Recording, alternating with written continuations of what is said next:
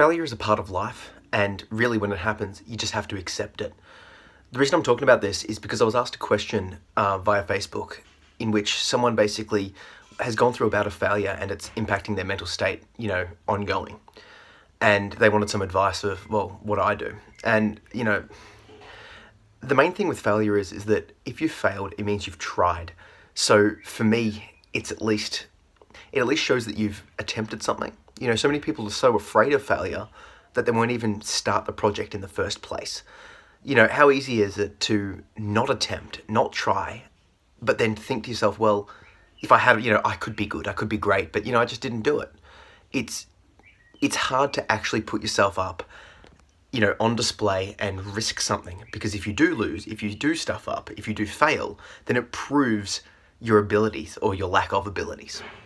So with that in mind, if you do fail at something, take it in your stride that you've at least attempted. So many people have ideas and dreams and goals and, world-changing ideas in which they just don't attempt it. And they'll think about it for a year or 2 years or 3 years. And it's always in the back of the mind, yeah, I'm going to do this, yeah, I'm going to do this, yeah, I'm going to do this. And they never do. By not starting the project in the first place, they've failed it by default. For a smaller extent, if you're on an exam and there's multiple choice questions, answer it. Just take a guess. Because by not answering, by not attempting, you're failing anyway. You may as well try. So with this in mind, let's say you've attempted something, you've tried for a competition or an exam or something at work or in some capacity and you have failed. You're gonna feel bad. That's to be expected. But rather than running from that feeling, that failure is feedback. That failure is evidence of where you need to improve. So for me personally, I do a lot of things which could invoke failure. One of them is sharing my fiction online and other creative works. People like them, but other people don't like them. And opening myself up to that scrutiny could present itself as a form of failure. Some of the fiction I've had has, given the online nature of what I do, people feel anonymous, so they feel like they can say anything. That can weigh on the consciousness. But what I have in the back of my mind is, while, yeah, some of the things they're saying are legitimate, and I'm working on those things to improve for my next works, the other side of things is, it's very easy to anonymously insult or pick on someone. So I have that in the back of my mind. But most importantly, the fact that I'm putting it out there, that I'm keeping on going, and I'm coming back after these potential insults or potential, quote, failures, I keep going. And then when I look back over my body of work, I'm constantly improving. The other option would be that I release my first work, it gets some negative feedback and I stop, and therefore everything else that I'm going to do from then on just doesn't see the light of day.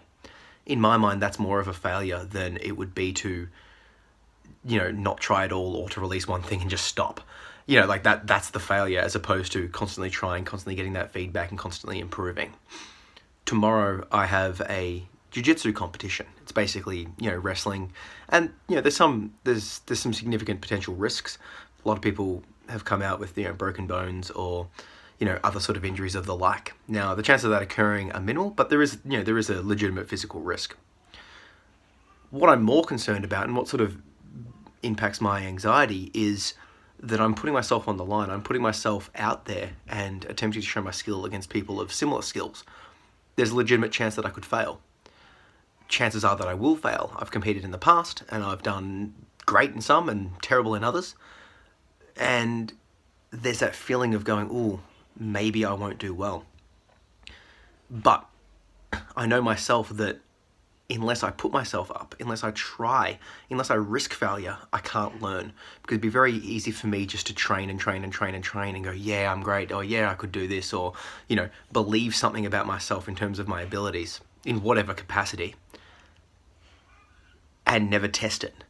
Because until it's tested, I don't know. I don't know how good I am. I don't know how bad I am. I don't really know where my weaknesses are. On this martial arts example, the last time I competed, or a couple of times before that, I got submitted with a move that I'd never seen before.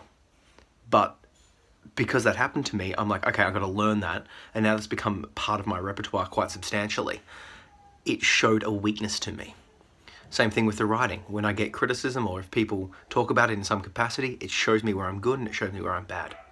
So if you failed something, get back on, try again, because the worst thing you could do would be to let it stop you. The only reason why you should let a failure stop you is that if the failure reveals to you that you truly don't want to be doing that thing. So like if you do something and you fail at it, and then that's enough of a shock to go, oh, maybe you're not that dedicated, maybe you're not into it, fair enough, stop. But if you're going there, oh, I don't want to risk it again, and it's that internal fear, if you let that stop you, you're going to be in the same place as you are now, 1, 2, 3, 4 years from now. You have to keep pushing through that.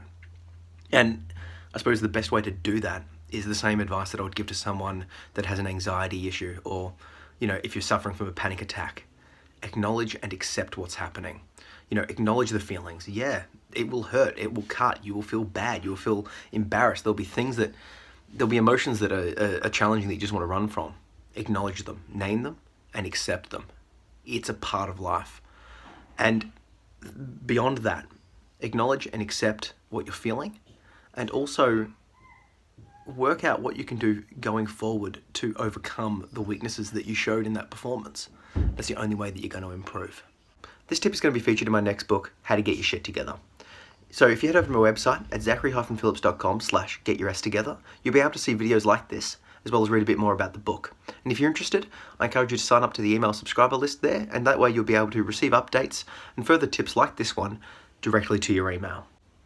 I also encourage you to follow me wherever you've seen this. I'm on social media at Zach P. Phillips. That's Facebook, Instagram, Twitter, and now Pinterest.